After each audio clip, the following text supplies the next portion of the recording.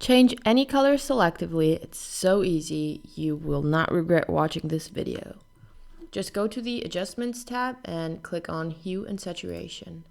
Instead of changing this slider right away, that will affect all the parts of the image, just click on here where it says Master and select the color you want to change. So let's say I want to change the color of the car.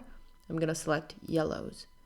To be even more precise, you can select the eyedropper tool and click on precisely the colors you want to change.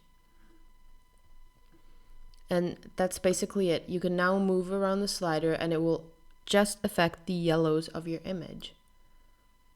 So let's make our car blue.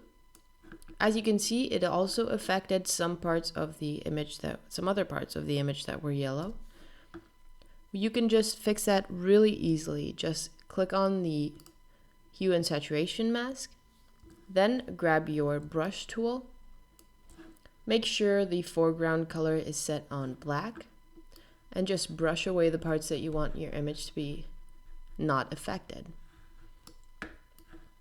So I'll just go around the car to make sure that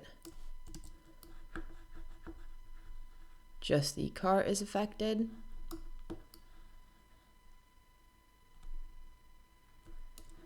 And that's it.